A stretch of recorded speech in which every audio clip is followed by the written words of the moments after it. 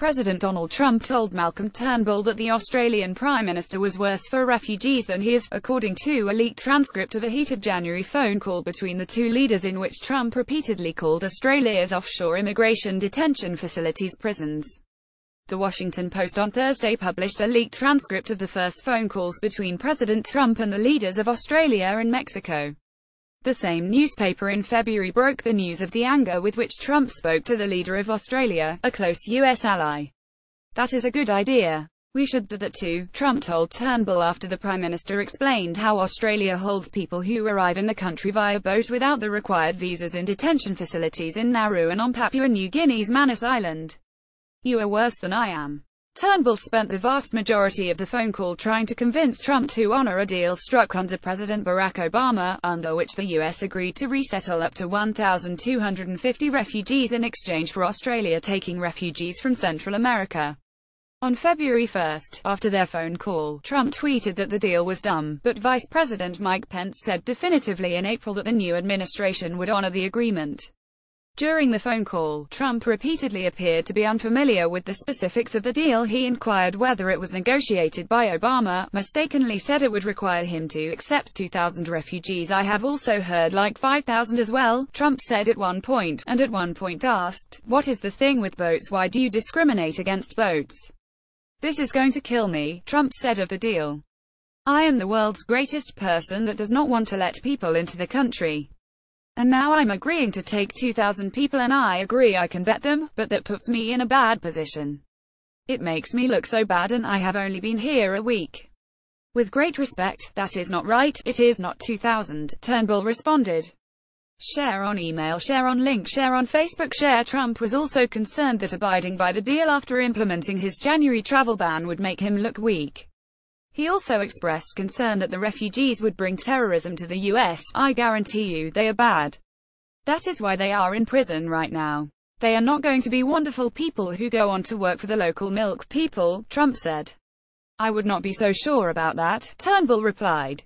"They are basically, well, maybe you should let them out of prison," Trump responded. The conservative Australian government describes the facilities as immigration detention facilities, not prisons.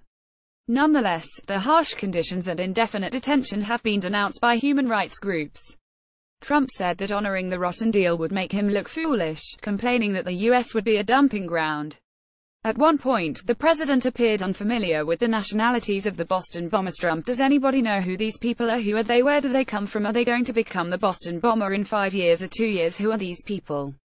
Turnbull: "Let me explain. We know exactly who they are. They have been on Nauru and Manus for over 3 years and the only reason we cannot let them into Australia is because of our commitment to not allow people to come by boat.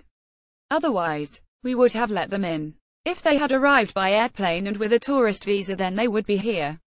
Trump: "Malcolm sick, but they are arrived on a boat." Turnbull: "Correct, we have stopped the boats."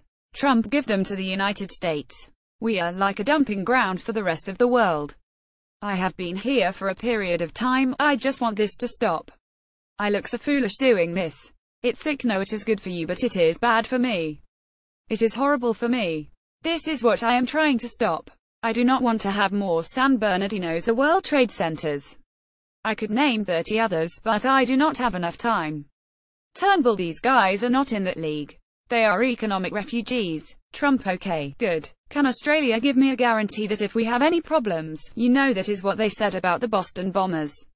They said they were wonderful young men." Turnbull: "They were Russians. They were not from any of these countries." Trump: "They were from wherever they were." Share on email, share on link, share on Facebook, share. Trump told Turnbull he had spoken with the leaders of Russia, Germany, Japan, and France that same day, and this was my most unpleasant call because I will be honest with you. Ultimately, the president told the prime minister he would say he had no choice but to honor Obama's deal, before curtly ending the phone call. Putin was a pleasant call. "This is ridiculous," he said. Trump: "I do not know where they find these people to make these stupid deals. I am going to get killed on this thing." Turnbull: "You will not." Trump: "Yes, I will be seen as a weak and ineffective leader in my first week by these people. This is a killer." Turnbull: "You can certainly say that it was not a deal that you would have done, but you are going to stick with it." Trump: "I have no choice to say that about it. Malcolm sick. I am going to say that I have no choice but to honor my predecessor's deal. I think it is a horrible deal, a disgusting deal that I would have never made. It is an embarrassment to the United States of America, and you can say it just the way I said it. I will say it just that way. As far as I am concerned, that is enough. Malcolm sick. I have had it. I have been making these calls all day, and this is the most unpleasant call all day. Putin was a pleasant call. This is ridiculous. Turnbull, do you want to talk about Syria and DPRKTRUMP inaudible? This is crazy. Turnbull, thank you for your commitment. It is very important to us. Trump, it is important to you, and it is embarrassing to me. It is an embarrassment to me, but at least I got you off the hook. So you put me back on the hook. Turnbull, you can count on me. I will be there again and again. Trump, I hope so. Okay, thank you, Malcolm. Turnbull, okay, thank you.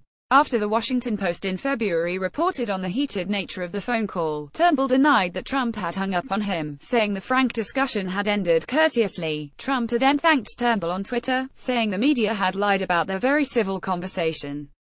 Share on email, share on link, share on Facebook. Share got a confidential tip submitted here.